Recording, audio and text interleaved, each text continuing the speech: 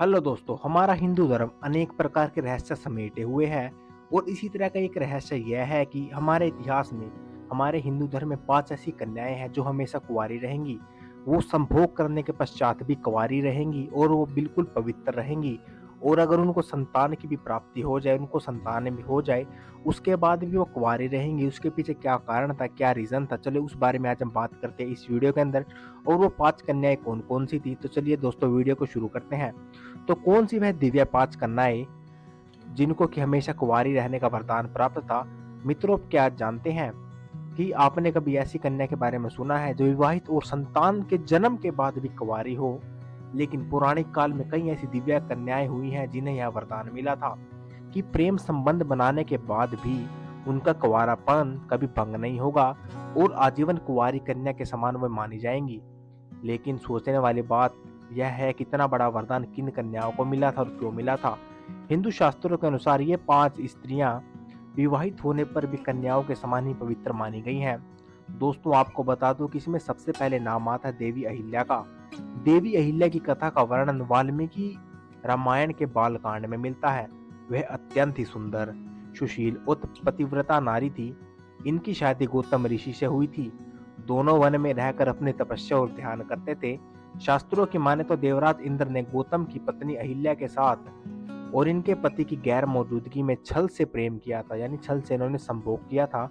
शास्त्रों के अनुसार अहिल्या के पति जो है गौतम ऋषि ने इंद्र को और अहिल्या को छल से सहवास करते पकड़ लिया था। जब गौतम ऋषि प्रातःकाल स्नान के लिए आश्रम से बाहर निकले, लेकिन जब ऋषि गौतम को अनुभव हुआ कि रात बाकी है तो सुबह होने में समय है, तब वह एक बार फिर से आश्रम की ओर चले। लेकिन जब आश्रम के पास पहुंचे तब इंद्रदेव उनके आश्रम से बाहर निकल रहे थे।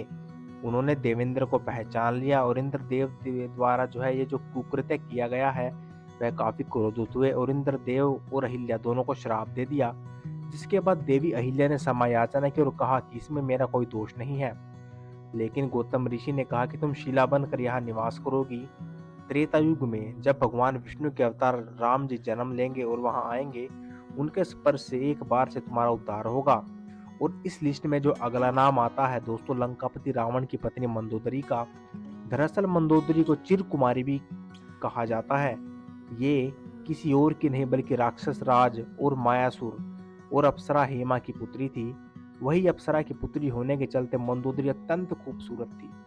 वही पिता राक्षस कुल के थे, इसलिए वो आदि दानव भी थी।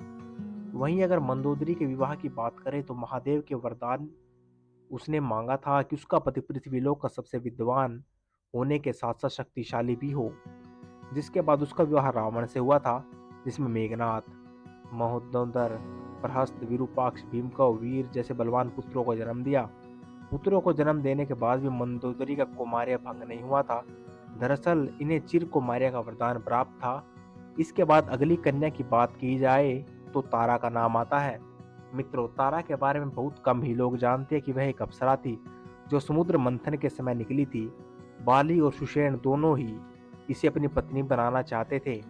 उस समय यह फैसला हुआ कि जो तारा के वामांग में खड़ा है वह उसका पति है और जो दाहिने हाथ की तरफ खड़ा है वह उसका पिता होगा। उसके बाद ही बाली का विवाह तारा से हो पाया था। जब बाली के भाई सुग्रीव ने उसका वध किया तो उसके बाद उसकी पत्नी तारा को बहुत दुख पहुंचा था। जब तारा को यह पता चला कि बाली को छल से मारा गया है तो उन्होंने श्री राम को कोसा और उन्हें एक श्राप भी दिया। श्राप के कारण भगवान राम अपनी पत्नी सीता को पाने के बाद जल्द ही खो देंगे। उसने यह भी कहा कि अगले जन्म में उनकी मृत्यु उसके पति बाली के हाथों ही होगी। जिसके बाद द्वापर युग में श्री नारायण ने भगवान कृष्ण के रूप में जन्म लिया और उनके इस अवतार का अंत एक शिकारी भील जना जो बाली का ही दूसरा जन्म था उसके द्वारा हुआ था। दोस्तों, इस लिस्ट में कुंती का नाम भी आता है।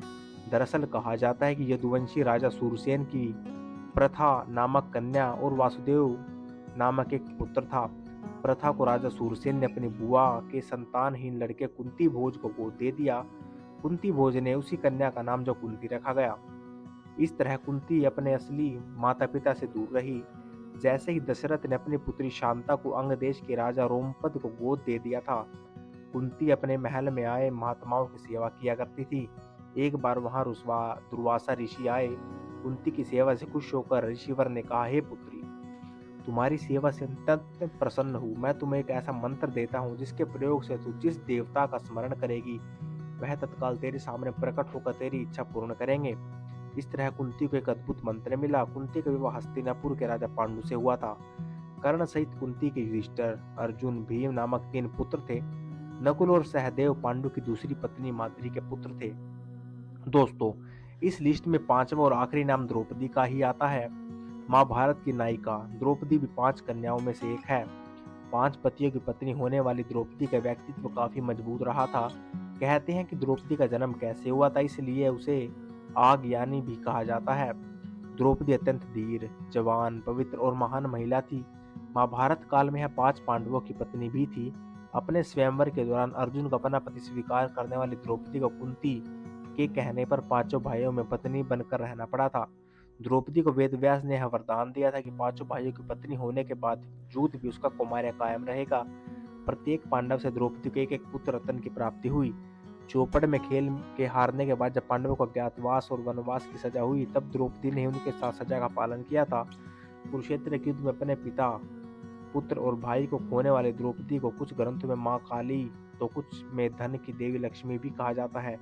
तो ये है दोस्तों आज की वीडियो। आई होप कि आप लोगों को अच्छी लगी होगी। अगर आपका फिर भी कोई डाउट हो तो आप लोग कमेंट करके हमसे पूछ सकते हैं, और अगर आप लोगों को वीडियो अच्छी लगी हो तो चैनल को सब्सक्राइब जरूर कीजिए और शेयर कीजिए अपने दोस्तों के साथ। And thank you for watching.